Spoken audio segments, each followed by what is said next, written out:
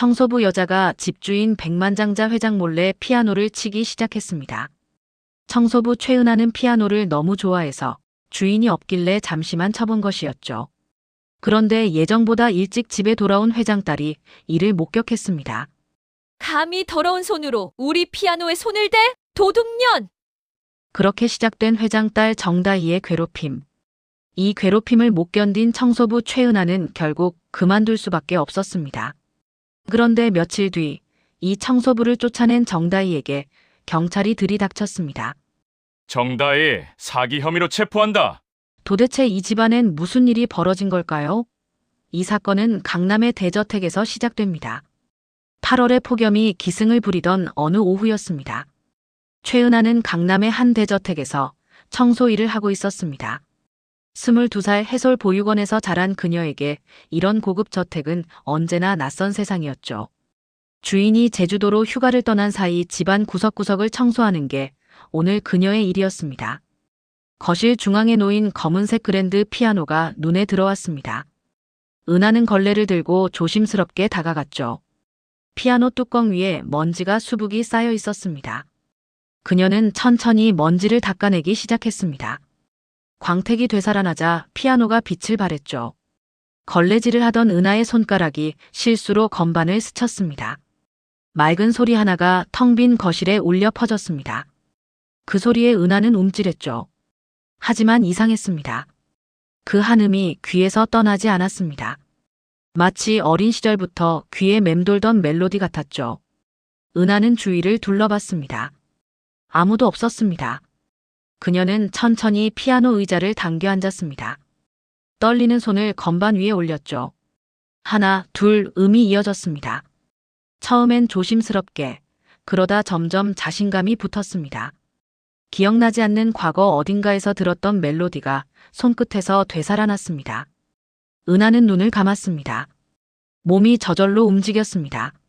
슬프면서도 아름다운 선율이 저택 전체를 채웠죠. 그녀는 완전히 빠져들었습니다. 시간이 멈춘 듯 했습니다. 세상에 자신과 피아노만 존재하는 것 같았죠. 그때였습니다. 현관문이 열리는 소리가 들렸습니다. 은하는 화들짝 놀라 손을 멈췄습니다. 하지만 이미 늦었죠.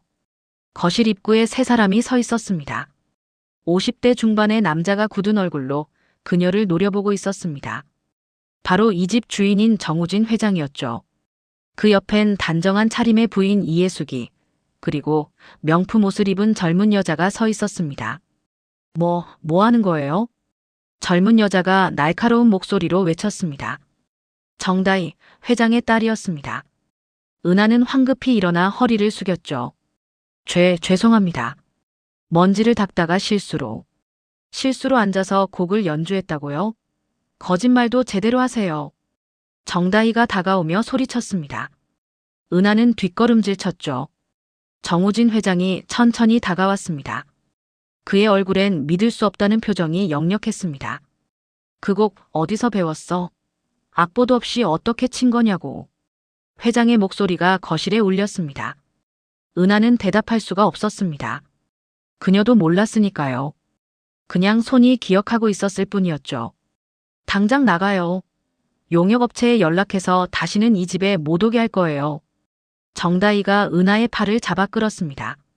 바로 그때 2층에서 할머니가 내려오고 있었습니다. 지팡이를 짚은 70대 노인, 김옥희 할머니였죠. 치매를 앓고 있지만 오늘따라 눈빛이 또렷했습니다. 할머니가 은하를 보는 순간 멈춰 섰습니다. 손에 들고 있던 지팡이가 바닥에 떨어졌죠. 은하야. 할머니 왔다. 우리 은하. 할머니의 외침에 모두가 얼어붙었습니다. 은하는 당황한 표정으로 할머니를 바라봤습니다. 정다희가 재빨리 할머니를 부축하려 했죠. 할머니, 정신 차리세요.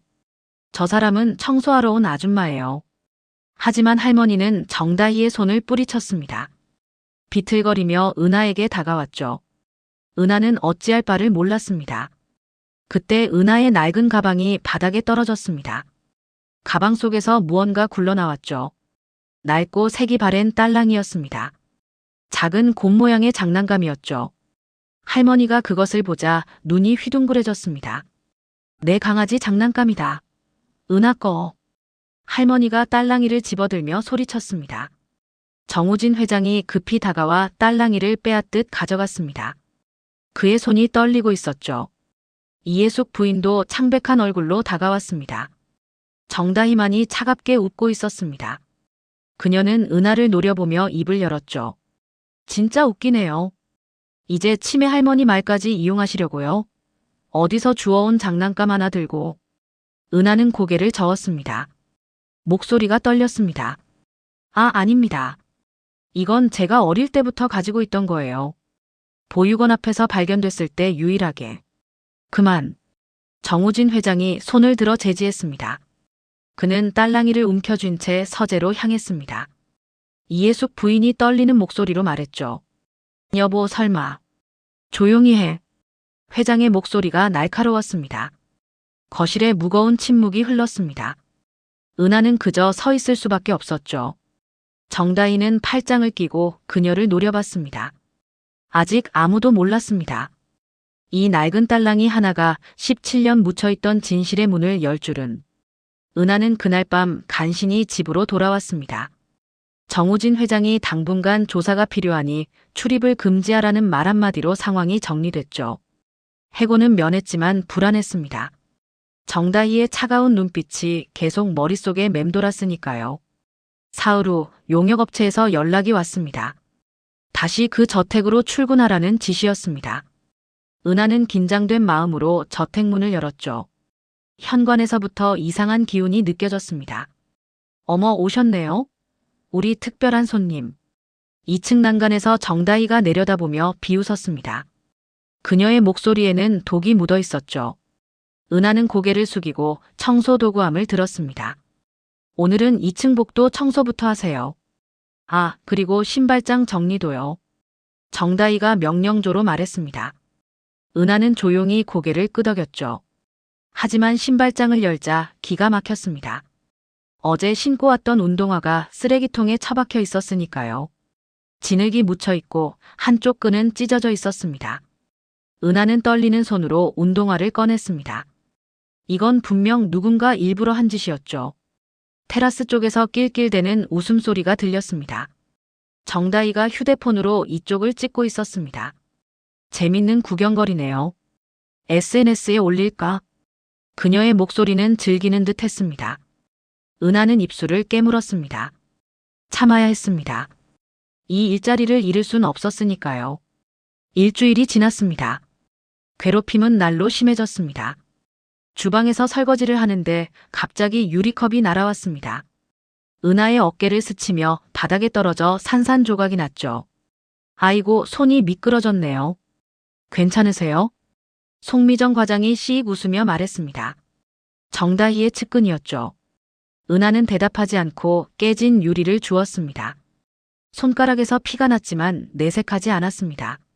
그러던 어느 날 저택에서 자선 파티가 열렸습니다. 은하를 포함한 용역 직원들이 총동원됐죠. 하지만 은하에게 주어진 일은 정원 구석 천막에서 손님들 코트를 받는 것뿐이었습니다. 가장 하찮은 일이었죠. 파티장은 화려했습니다. 샹들리에 불빛 아래 귀부인들이 웃음꽃을 피웠습니다. 은하는 구석 천막에서 그 광경을 멀리서 바라봤죠. 송미정이 슬쩍 다가왔습니다. 여기서 손님 물건 잘 지켜요. 도둑질 안 하나 감시하라고 했으니까. 알겠죠? 노골적인 모욕이었습니다. 은하는 주먹을 쥐었지만 참았습니다. 송미정은 코웃음을 치고 파티장으로 돌아갔죠. 파티가 절정에 달할 무렵이었습니다. 갑자기 파티장에서 비명소리가 들렸습니다. 은하는 깜짝 놀라 안으로 뛰어갔습니다. 정다희가 목을 감싸며 소리치고 있었죠. 제 목걸이가 없어졌어요. 다이아몬드 목걸이. 손님들이 술렁거렸습니다. 정다희의 눈빛이 천천히 은하에게 향했습니다. 그 눈빛에는 계획된 악의가 담겨 있었죠. 저 사람이 수상해요.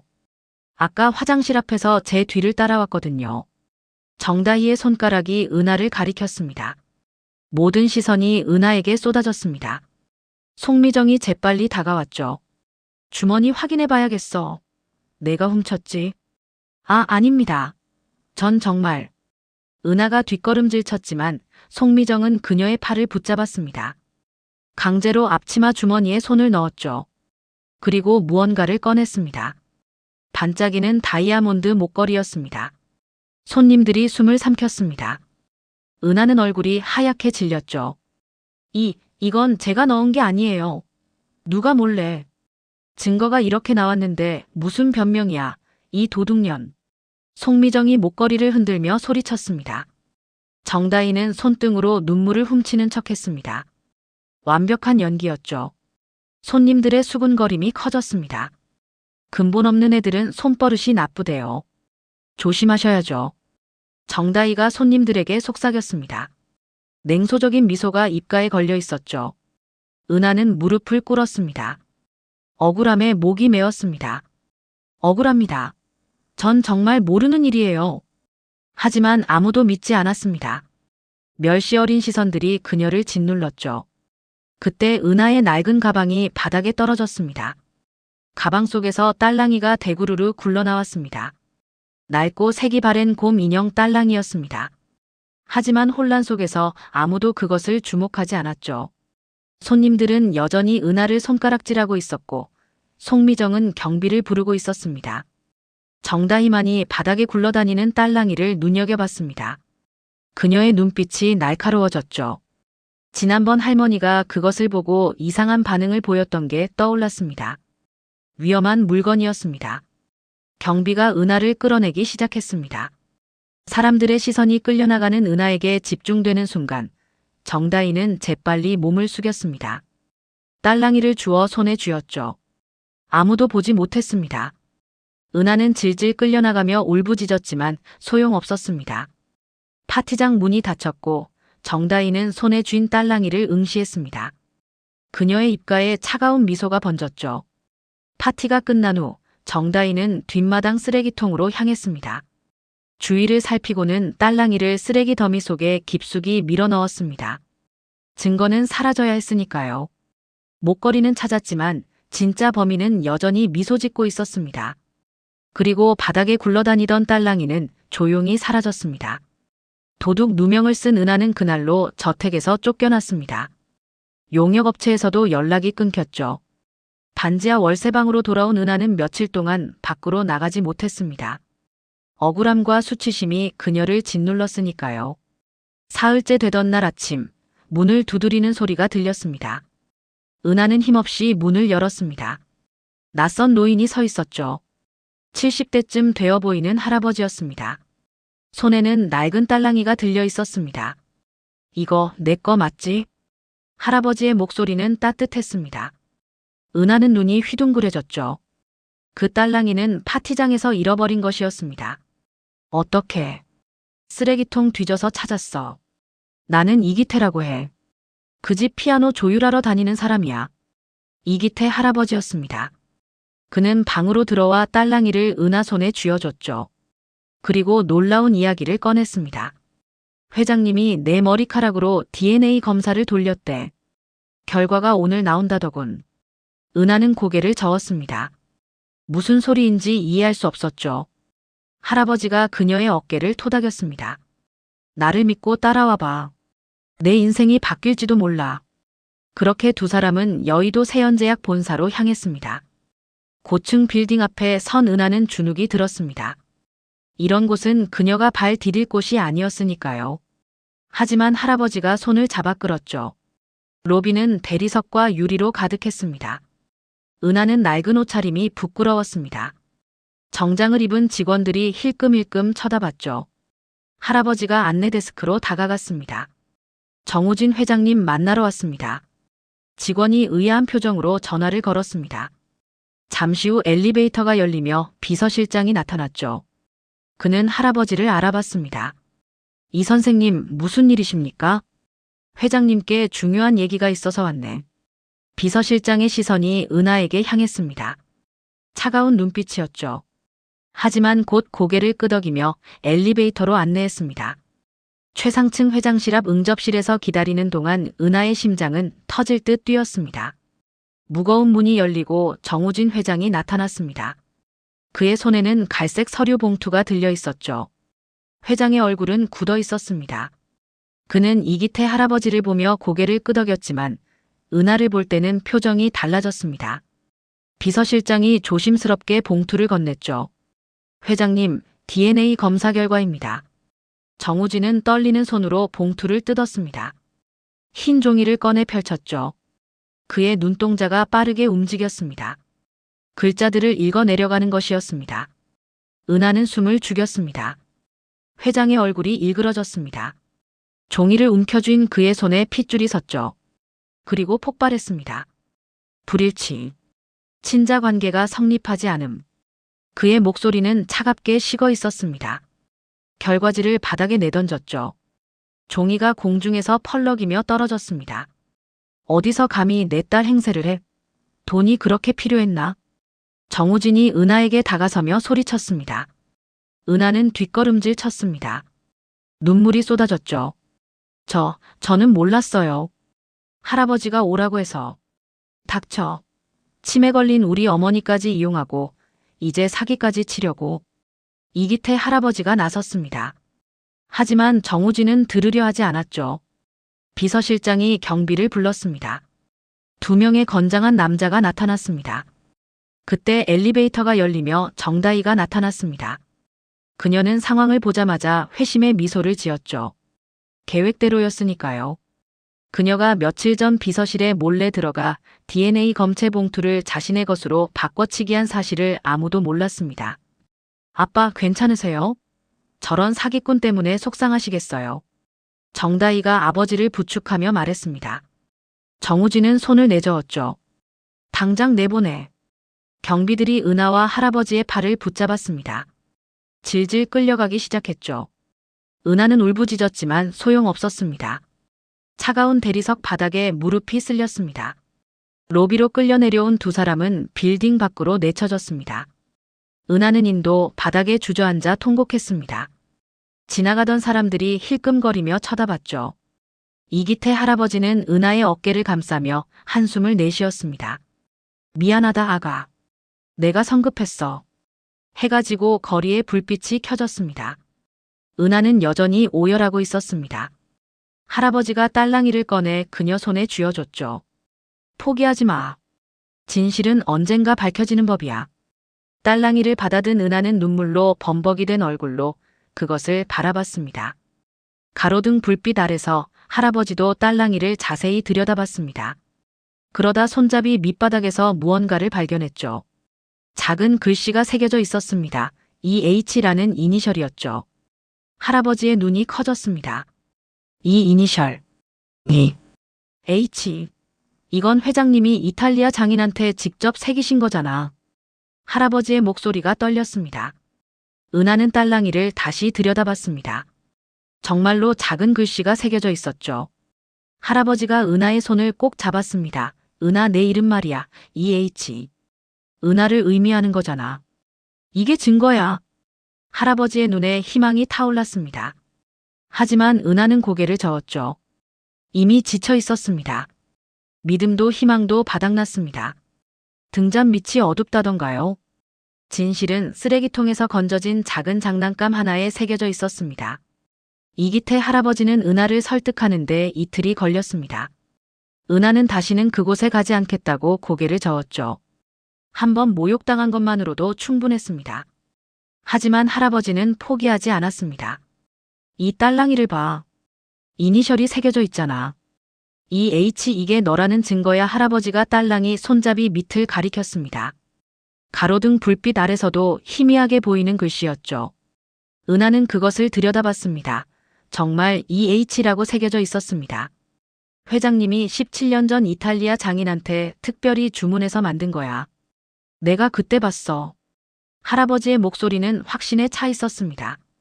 은하는 마음이 흔들렸죠. 정말 어쩌면 이게 진실일지도 몰랐습니다. 사흘째 되던 날 아침, 2사람은 다시 세연제약 본사로 향했습니다. 은하는 떨리는 손으로 딸랑이를 꼭 쥐고 있었죠. 여의도 고층 빌딩 앞에 섰을 때 다리가 후들거렸습니다. 하지만 할아버지가 손을 잡아줬습니다. 로비로 들어서자 경비가 가로막았습니다. 지난번 쫓겨난 사람들이었으니까요. 하지만 이기태 할아버지는 물러서지 않았습니다. 정우진 회장님께 이걸 보여드려야 합니다. 할아버지가 딸랑이를 높이 치켜들었습니다. 경비가 무전기를 꺼내려는 순간 엘리베이터 문이 열렸습니다. 정우진 회장이 비서들과 함께 나타났죠. 회장의 발걸음이 멈췄습니다. 할아버지가 들고 있는 딸랑이가 눈에 들어온 것이었죠. 그의 얼굴이 굳었습니다. 이 H 이니셜 안 보입니까? 회장님이 직접 새기신 거잖아요. 이기태 할아버지의 목소리가 로비에 울렸습니다. 정우진은 천천히 다가왔습니다. 그의 손이 떨리고 있었죠. 딸랑이를 빼앗듯 가져갔습니다.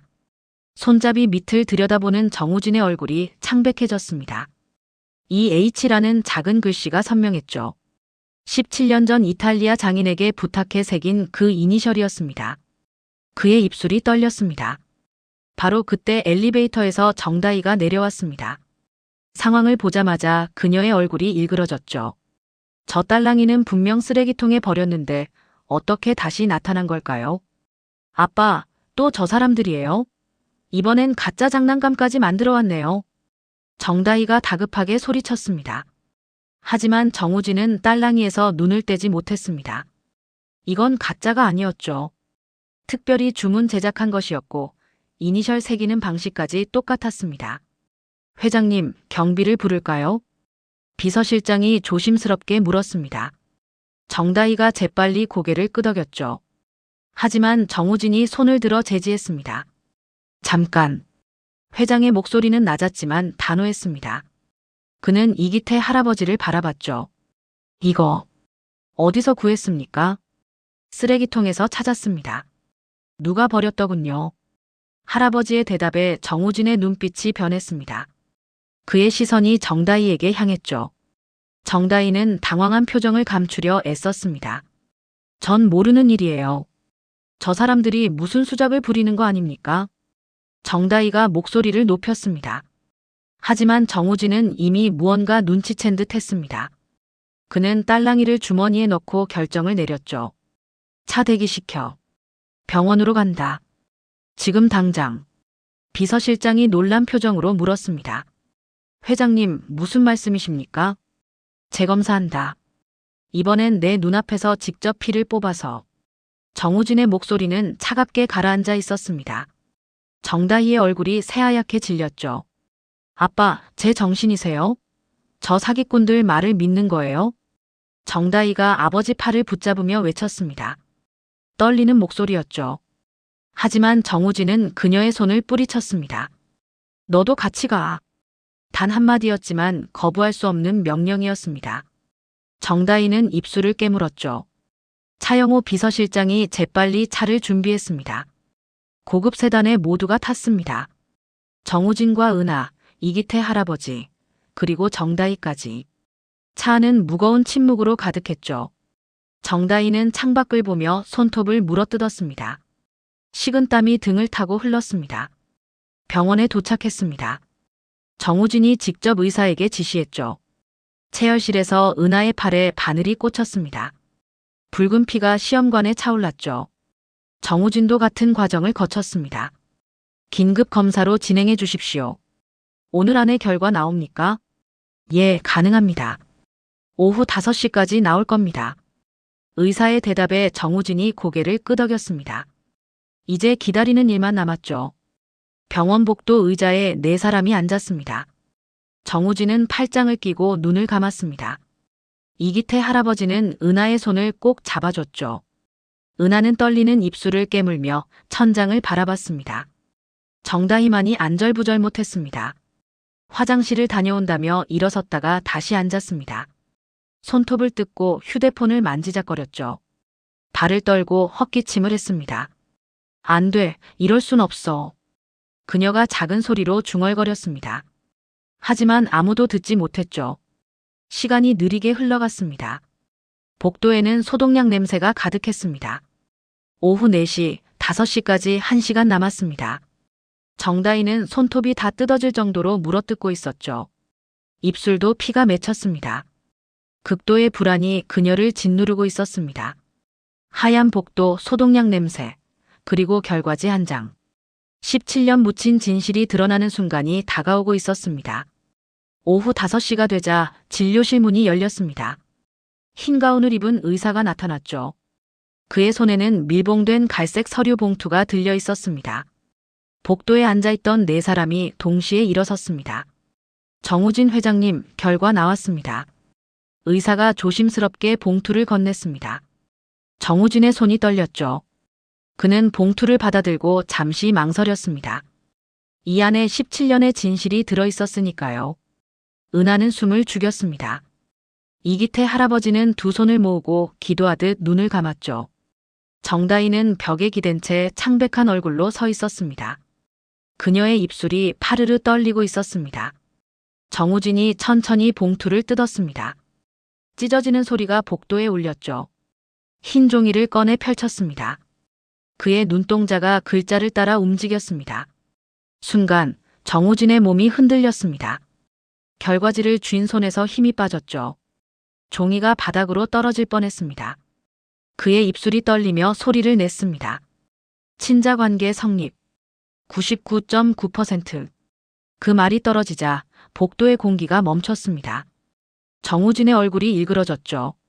눈에서 눈물이 쏟아져 내렸습니다. 그는 결과지를 놓치지 않으려 애쓰며 무릎을 꿇었습니다. 쿵 소리와 함께 바닥에 무릎이 닿았습니다. 50대 중반의 거대 기업 회장이 병원 복도 바닥에 주저앉은 것이었죠. 그의 입에서 터져나온 건 말이 아니었습니다. 짐승의 신음 같은 울음이었습니다. 으아! 정우진이 얼굴을 두 손으로 감싸고 울부짖었습니다. 17년 동안 억눌러왔던 슬픔, 그리움, 후회가 한꺼번에 터져나왔죠. 어깨가 들썩였습니다. 남자의 눈물은 보기 드문 것이었지만 이건 아버지의 눈물이었습니다. 은하는 그 자리에 얼어붙어 있었습니다. 눈물이 쏟아졌지만 움직일 수가 없었죠. 정우진이 고개를 들어 은하를 바라봤습니다. 눈물 범벅이 된 얼굴이었습니다. 은하야. 그의 목소리는 떨렸습니다. 은하를 향해 두 팔을 벌렸죠. 은하야. 내 딸. 아빠가 미안하다. 정말 미안하다. 은하가 비틀거리며 다가갔습니다. 정우진이 그녀를 끌어안았죠. 세게 놓칠까봐 무서운 듯이 꼭 껴안았습니다. 은하의 얼굴이 아버지 어깨에 묻혔습니다. 아빠. 처음으로 내뱉은 그 한마디였습니다. 은하도 목 놓아 울기 시작했죠. 두 사람은 복도 한가운데서 엉켜 울었습니다. 지나가던 간호사들이 멈춰 서서 그 광경을 지켜봤습니다. 미안하다 은하야. 너를 지키지 못해서. 17년 동안 어디서 어떻게 지냈을까? 아빠가 너무 미안하다. 정우진의 참회가 이어졌습니다. 은하는 대답할 수 없었습니다. 울음이 목을 막고 있었으니까요. 그저 아버지를 더 세게 껴안을 뿐이었죠. 복도 끝에서 고급 승용차가 급히 멈춰 섰습니다. 차 문이 열리며 이해숙이 뛰어내렸습니다. 병원 직원에게서 급보를 받고 달려온 것이었죠. 그녀는 복도를 뛰었습니다. 은하! 은하! 이해숙의 비명 같은 외침이 복도에 울렸습니다. 정우진이 고개를 들었죠. 이해숙이 두 사람에게 달려왔습니다. 그녀도 무릎을 꿇고 은하를 끌어안았습니다. 우리 은하. 엄마가 너무 늦었지. 미안해. 정말 미안해. 이해숙의 목소리도 울음으로 가득했습니다. 세 사람이 한 덩어리가 되어 울었죠. 17년의 그리움, 슬픔, 기쁨이 뒤섞인 눈물이었습니다. 이기태 할아버지는 진료실 문가에 기대서 그 광경을 지켜봤습니다. 그의 눈가도 젖어 있었죠. 손등으로 눈물을 훔치며 중얼거렸습니다. 제자리를 찾았어. 드디어. 벽에 기대 서 있던 정다희는 그 모든 걸 지켜보고 있었습니다. 그녀의 얼굴은 창백을 넘어 죽은 사람처럼 보였죠. 손에 들고 있던 명품 핸드백이 후두둑 바닥에 떨어졌습니다. 안 돼. 이럴 수가. 정다희가 중얼거렸습니다. 다리에 힘이 풀렸죠. 벽을 짚고 겨우 서 있었습니다. 그녀의 눈앞이 캄캄해졌습니다.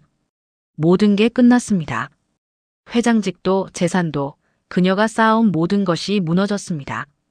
다 망했어. 다 망했다고. 정다희가 비명을 질렀습니다. 복도의 사람들이 그녀를 쳐다봤죠. 하지만 아무도 신경 쓰지 않았습니다. 은하와 부모는 여전히 서로를 껴안고 울고 있었으니까요. 정다희는 핸드백을 바닥에 내팽개쳤습니다. 명품 가방이 복도에 굴렀죠.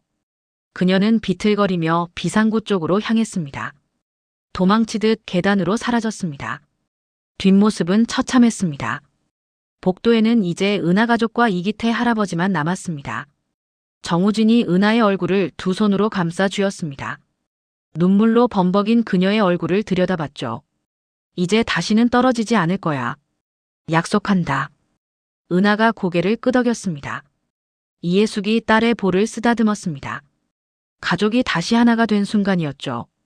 진실이 밝혀진 순간 한 사람은 가족의 품으로 돌아갔고 다른 한 사람은 어둠 속으로 도망쳤습니다. 하지만 이야기는 아직 끝나지 않았습니다. 한 달이 흘렀습니다. 은하는 이제 더 이상 청소부가 아니었습니다. 정우진 회장의 친딸로서 세연제약 본사에 인턴으로 입사했죠. 경영학을 배우고 회사 업무를 익히며 새로운 삶을 시작했습니다. 대저택 자신의 방에서 처음 잠들던 날 밤, 은하는 울었습니다. 17년 만에 되찾은 가족, 17년 만에 누워보는 푹신한 침대, 모든 게 꿈만 같았으니까요. 정우진과 이해숙은 딸을 위해 최선을 다했습니다. 잃어버린 시간을 채우려는 듯 말이죠. 하지만 정다희는 DNA 결과가 나온 다음 날부터 연락이 끊겼습니다. 정우진이 사람을 보내 찾았지만 소용없었죠. 그녀는 흔적도 없이 사라진 상태였습니다. 어느 날 저녁 식사 자리에서 은하가 정다희가 괜찮을지 걱정스럽다고 말했습니다. 정우진은 잠시 말을 멈추고 한숨을 내쉬었죠. 그 아이도 힘들 테니 시간이 필요할 거라고 답했습니다. 하지만 은하는 불안했습니다. 정다희의 차가운 눈빛이 자꾸만 떠올랐으니까요. 세연제약 본사 18층 인턴 사무실. 은하는 매일 열심히 일했습니다. 복사하고 서류 정리하고 회의록 작성하는 일들이었죠. 직원들은 그녀가 회장 딸이라는 걸 알고 있었지만 특별 대우는 하지 않았습니다. 정우진이 그렇게 지시했으니까요. 어느 날 오후 복사기 앞에서 서류를 정리하던 은하에게 차영호 비서실장이 다가왔습니다. 그는 친절한 미소를 지으며 말을 걸었죠. 은하 씨, 업무 적응은 잘하고 있나요? 네, 감사합니다. 그럼 이 서류 좀 부탁해도 될까요? 회장님 서재 금고에 넣어주시겠어요? 차영호가 갈색 봉투를 내밀었습니다. 은하가 무슨 서류인지 물었죠. 중요한 대외비 문서예요. 오늘 저녁까지 보관해야 하는데 제가 오후에 외근이 있어서요. 금고 비밀번호는 회장님께 직접 받으세요. 은하는 봉투를 받아들었습니다. 의심할 이유가 없었죠. 회장실로 가서 정우진에게 비밀번호를 받아 서류를 금고에 넣었습니다. 정우진도 별다른 의심 없이 허락했죠. 사흘이 지났습니다. 그날 아침 긴급 임원회의가 소집됐습니다. 은하는 회의록 작성을 위해 이사회실 구석에 앉았죠. 중역들의 표정이 심상치 않았습니다. 무언가 큰일이 벌어진 게 분명했습니다. 정우진 회장이 단상에 섰습니다. 그의 얼굴은 굳어 있었죠. 입을 연 그는 회사 핵심 신약 특허 자료가 경쟁사로 유출됐다는 폭탄 선언을 했습니다. 수백억 원 규모의 개발비가 들어간 프로젝트였죠. 이사들이 술렁거렸습니다. 정우진은 범인을 찾기 위해 CCTV를 확인했다며 지금부터 영상을 보여주겠다고 말했습니다. 스크린에 흑백 영상이 떴죠. 회장실 앞 복도였습니다. 그리고 그곳에 은하가 나타났습니다. 손에 갈색 봉투를 들고 회장실로 들어갔다가 나오는 모습이 선명하게 찍혀 있었죠. 은하는 화들짝 놀랐습니다. 저건 차 실장님이 부탁한 거였는데 왜 문제가 되는 걸까요? 이사들의 시선이 일제히 그녀에게 쏟아졌습니다. 수군거림이 커졌죠. 의심의 눈초리들이었습니다. 은하가 설명하려는 순간 이사회실 문이 열렸습니다. 정다희였습니다. 한 달 만에 나타난 그녀는 단정한 정장 차림이었죠. 얼굴은 창백했지만 눈빛은 날카롭게 빛났습니다. 그녀가 단상 앞으로 걸어가며 말했습니다. 회장님, 제가 증언하겠습니다. 정우진이 미간을 찌푸렸습니다. 정다희는 침착한 목소리로 말을 이었죠. 은하가 저한테 돈을 빌려달라고 했어요. 급하게 목돈이 필요하다고요. 저는 거절했습니다. 그랬더니 며칠 뒤 이런 일이. 거짓말이에요. 은하가 자리에서 벌떡 일어나 소리쳤습니다. 하지만 이사들의 눈빛은 이미 의심으로 가득했죠. 차영호 실장이 자리에서 일어났습니다. 회장님, 저는 은하 씨에게 그런 서류를 부탁한 적 없습니다. 은하는 믿을 수가 없었습니다. 분명히 차영호가 건넨 봉투였는데 왜 거짓말을 하는 걸까요? 정우진이 은하를 바라보며 물었습니다. 은하야, 설명해봐. 아빠, 전 정말 차 실장님이 대외비 서류라고. 차영호가 차갑게 끼어들었습니다. 대외비는 이미 지난달에 처리됐습니다. 은하의 얼굴이 하얗게 질렸습니다. 함정이었던 것입니다. 정다희와 차영호가 짜고 친 각본이었죠. 정우진이 비틀거렸습니다. 가슴을 움켜쥐며 외쳤죠. 내가 내 딸이라는 게 부끄럽다. 그리고 그대로 쓰러졌습니다. 쿵 소리와 함께 바닥에 무릎이 닿았죠. 이사회실이 발칵 뒤집혔습니다. 구급차가 불렸고 정우진은 들것에 실려 나갔습니다. 병원 중환자실 앞 은하는 유리창 너머로 산소 마스크를 쓴 아버지를 바라봤습니다. 눈물이 쏟아졌죠. 이예숙은 남편 곁을 지키고 있었고 은하는 안으로 들어갈 수조차 없었습니다. 간호사가 보호자만 들어갈 수 있다며 막았으니까요. 복도 한쪽에서 정다희가 다가왔습니다. 손에는 서류 봉투가 들려 있었죠. 그녀가 차갑게 말했습니다. 은하, 이것 써. 상속 포기 각서야. 내가 회사를 망칠 뻔했으니 책임져야지. 전 잘못한 게 없어요. 은하가 고개를 저었습니다. 정다희는 비웃었죠. 그래. 그럼 아빠가 깨어나시면 내가 직접 말씀드릴게. 내가 얼마나 회사에 손해를 끼쳤는지. 정다희가 경비를 불렀습니다. 은하는 복도에서 끌려나갔죠. 아빠, 제발 믿어주세요. 은하의 외침이 복도에 울렸지만 소용없었습니다.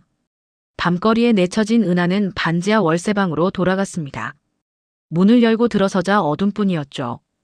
바닥에 주저앉아 울었습니다. 그때 문을 두드리는 소리가 들렸습니다. 김옥희 할머니였습니다. 지팡이를 짚고 찾아온 것이었죠. 은하가 울먹이며 할머니를 불렀습니다. 탁! 할머니의 지팡이가 은하의 등을 때렸습니다. 아! 이 칠 맞은 것. 눈물 닦고 일어나. 싸워서 이겨야지. 지팡이가 다시 은하의 어깨를 때렸습니다. 아팠지만 정신이 번쩍 들었죠. 할머니가 소리쳤습니다. 당하고만 있을 거야? 너는 정우진의 딸이야. 일어나서 싸워. 할머니의 외침이 방 안에 울렸습니다. 은하는 눈물을 닦았습니다. 할머니의 지팡이 한 대가 그녀를 깨웠죠. 그 통증이 그녀를 일으켰습니다. 이대로 무릎 꿇을 수는 없었습니다. 할머니가 은하의 손에 작은 종이 조각을 쥐어줬습니다. 거기에는 날짜와 금액이 적혀 있었죠. 차영호의 비자금 거래 내역이었습니다. 할머니는 치매가 있었지만 중요한 순간엔 놀라울 만큼 또렷했습니다. 회사 서류를 몰래 챙겨뒀던 것이었죠. 이걸 가지고 싸워. 진실은 언제나 이긴다. 할머니의 말에 은하는 고개를 끄덕였습니다. 이제 반격할 때였죠. 다음 날 새벽 4시 은하는 청소 용역 조끼를 입고 세연제약 본사로 향했습니다. 경비에게 야간 청소 교대 근무라고 말했죠. 얼굴을 아는 경비가 그냥 통과시켰습니다. 은하는 엘리베이터를 타고 비서실이 있는 층으로 올라갔습니다. 복도는 어둡고 조용했습니다. 은하의 심장이 미친 듯 뛰었죠. 차영호의 사무실 문을 열었습니다. 다행히 잠겨있지 않았습니다. 그는 자신의 비밀이 들통날 거라고는 상상도 못했을 겁니다. 손전등을 켜고 사무실을 살폈습니다. 책장, 책상 서랍, 캐비닛을 하나씩 뒤졌죠. 30분이 지났지만 아무것도 나오지 않았습니다. 은하는 초조해졌습니다. 새벽 경비 순찰 시간이 다가오고 있었으니까요. 그때 책장 뒤편에서 이상한 틈이 보였습니다. 책장을 살짝 당기자 벽에 작은 금고가 숨겨져 있었죠. 비밀번호를 몰라 당황했지만 할머니가 준 종이를 꺼냈습니다. 거래 날짜 6자리를 눌러봤죠. 찰칵. 금고가 열렸습니다. 안에는 USB 하나와 거래 내역이 담긴 파일이 들어 있었습니다. 은하는 떨리는 손으로 그것들을 집어 가방에 넣었습니다. 증거를 확보한 것입니다. 다음 날 오전 긴급 이사회가 열렸습니다. 정다희가 의장석에 앉아 있었죠. 그녀는 차분한 목소리로 회장직 승계를 선언하려 했습니다. 아버지 정우진이 쓰러진 뒤 회사를 이끌겠다는 연설이었죠. 이사 여러분, 이 어려운 시기에 세연제약을 이끌. 바로 그 순간 이사회실 문이 벌컥 열렸습니다. 은하가 들어왔죠. 손에는 노트북이 들려 있었습니다. 정다희의 얼굴이 굳었습니다. 무슨 짓이야? 당장 나가. 정다희가 소리쳤지만 은하는 멈추지 않았습니다. 단상으로 걸어가 노트북을 연결했죠. 이사들이 술렁거렸습니다. 잠깐만 들어보세요. 진실을 알려드리겠습니다. 은하가 USB를 꽂았습니다. 스피커에서 녹음 파일이 재생되기 시작했죠. 정다희와 차영호의 대화였습니다. 회장님이 쓰러지면 어떻게 하실 겁니까? 차영호의 목소리였습니다. 아빠 쓰러지면 회사는 내 거니까 그값에 돈 얼마든지 줄게. 특허 자료도 내가 처리해. 정다희의 목소리가 이사회실에 울려 퍼졌습니다. 이사들의 얼굴이 경악으로 변했죠. 정다희는 창백해진 얼굴로 자리에서 벌떡 일어났습니다. 거짓말이야. 조작된 거라고. 하지만 녹음은 계속됐습니다. 특허 유출 계획, 비자금 조성, 은하에게 누명 씌우기, 모든 음모가 그녀의 목소리로 증언됐죠. 차영호가 창문 쪽으로 도망치려 했습니다. 하지만 이사회실 뒤편에서 경찰이 나타났습니다. 은하가 미리 신고해둔 것이었죠. 차영호는 경찰에게 붙잡혔습니다. 저 여자가 시킨 거야. 전부 저 여자 짓이었다고. 차영호가 정다희를 가리키며 소리쳤습니다. 배신의 순간이었죠. 정다희는 뒷걸음질 쳤습니다.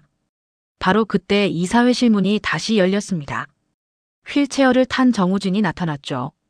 링거를 꽂은 채였지만 눈빛은 또렷했습니다. 이해숙이 휠체어를 밀고 있었습니다. 회장님. 이사들이 일제히 일어났습니다. 정우진이 정다희를 바라봤죠. 그의 눈빛은 차갑게 식어 있었습니다.